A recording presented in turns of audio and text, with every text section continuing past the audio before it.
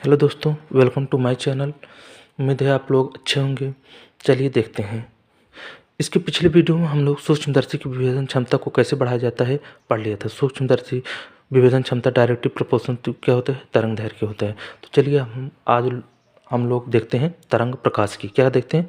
तरंग प्रकाश की में क्वेश्चन नंबर पहला, फ्रिंज की चौड़ाई के लिए सूत्र W equal to lambda D upon D. Lambda D upon D होता है। क्या होता है? लेमडा। जहाँ डब्ल्यू क्या है? डब्ल्यू क्या है? फ्रिंज की चौड़ाई है। क्या है? फ्रिंज की चौड़ाई। लेमडा क्या है? तरंग दैर्घ्य है। तरंग दैर्घ्य है। और डी क्या है? पर्दे की दूरी है। डी क्या है? स्मॉल डी नहीं, कैपिटल डी। पर्दे की दूरी है। पर्दे की दूरी। और स्मॉल डी क्या है? छिद्र की चौड़ाई है। क्या है? छिद्र की चौड़ाई है। छिद्र की चौड़ाई है। उम्मीद है आप लोग समझ गए होंगे। अब क्वेश्चन नंबर दूसरा देखते हैं। उन दो घटनाओं का उल्लेख कीजिए जिनसे प्रकाश के तरंग रूप की पुष्टि होती है। प्रकाश के तरंग रूप की पुष्टि होती है। एक प्रकाश का व्यक्तीकरण होता है, एक ध्रुवण होता है। इन दो घटनाओं से प्रकाश की तरंग की पुष्टि होती है। और एक वर्ण विक्षेपण भी होता है। आप लोग लिख लीजिएगा, किसे कहते हैं? वर्ण विक्षेपण। चलिए नेक्स्ट क्वेश्चन देखते हैं। प्रकाश के विवर्तन के प्रयोग में केंद्रीय उच्चिष्ट की चौड़ाई पर क्या प्रभाव पड़ेगा यदि प्रयोग जल में रख दिया जाए? प्रयोग जल में रख दिया जाए, केंद्रीय उच्चिष्ट की चौड़ाई घट जाएगी। क्या हो जाएगी? घट जाएगी। केंद्रीय उच्चिष्ट की चौड़ाई घट जाएगी। चलिए हम लोग अब आगे देखते हैं क्वेश्चन। नेक्स्ट चैप्टर क्या है? विकिरण तथा द्रव्य की द्वैत प्रकृति। आइंस्टीन का प्रकाश विद्युत समीकरण लिखिए। यहाँ आइंस्टीन से संबंधित आइंस्टीन का प्रकाश विद्युत समीकरण मोस्ट इंपॉर्टेंट है। ई के बराबर एच म्यू माइनस डब्ल्यू। क्या होता है? एक ई के बराबर, ई की क्या है? एक काइनेटिक एनर्जी है। क्या है? काइनेटिक एनर्जी है। H mu minus W. तो इसे और भी लिख सकते हैं। डब्ल्यू बराबर होता है एच म्यू नॉट। क्या होता है? डब्ल्यू बराबर एच म्यू नॉट। ई के बराबर H mu minus H mu not. तो एच दोनों में है तो एच कॉमन लेंगे, वी माइनस वी नॉट हो जाएगा इसका सूत्र। तो इसे हम चलिए समझते हैं सिंबल को क्या कहते हैं। एच को क्या कहते हैं? प्लांक नियतांक। एच को क्या कहते हैं? प्लांक नियतांक। वी क्या है? फोटॉन की आवृत्ति है। और वी नॉट क्या है? देहली आवृत्ति है। क्या है? देहली आवृत्ति। ई के क्या है? काइनेटिक एनर्जी है। क्या है? Kinetic energy.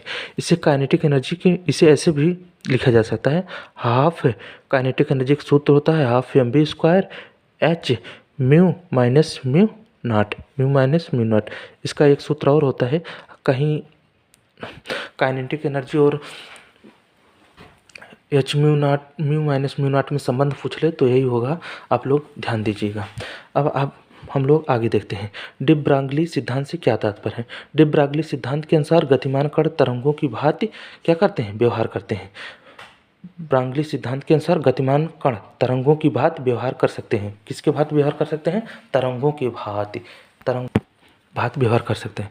डेल्टा बराबर डेल्टा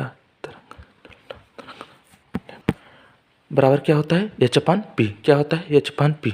हम लोग पी बराबर जानते हैं अंडर रूट 2m के। कितना होता है? 2m के। यहाँ पी क्या है? पी एक संवेग है। पी क्या है? संवेग है। पी क्या है? संवेग है। पी संवेग है। एम क्या है? मास है। के क्या है?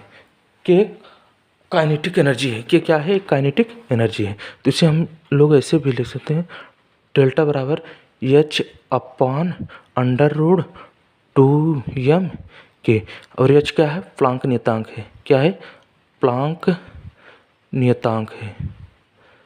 नियतांक क्या है? प्लांक नियतांक। चलिए हम लोग अब आगे देखते हैं। एक फोटॉन की ऊर्जा 30 इलेक्ट्रॉन वोल्ट है।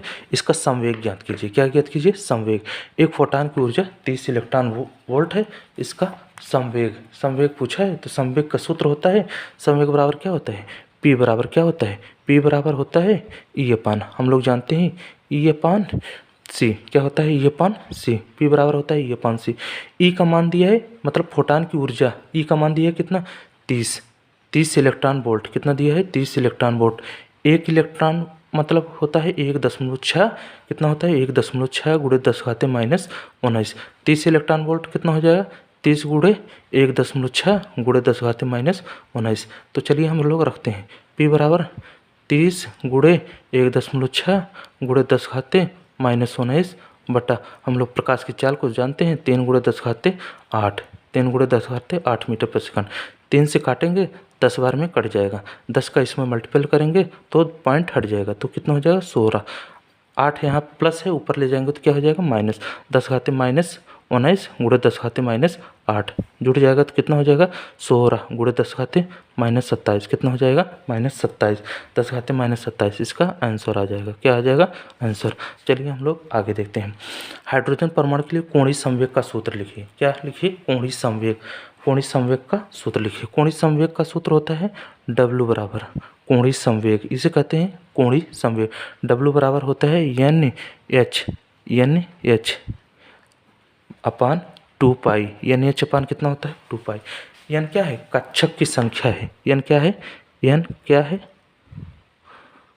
कक्षक की संख्या है, N क्या है कक्षक की संख्या है। H क्या है, H हम आप लोग अभी देख रहे हैं प्लांक नियतांक है, बार बार इसे बता दे रहे हैं, H प्लांक नियतांक है। H का मान होता है, H का एक फिक्स वैल्यू होता है 6.6 × 10⁻⁻34 जूल सेकंड। कितना होता है 6.6 × 10⁻⁻34 जूल सेकंड, H का मान होता है।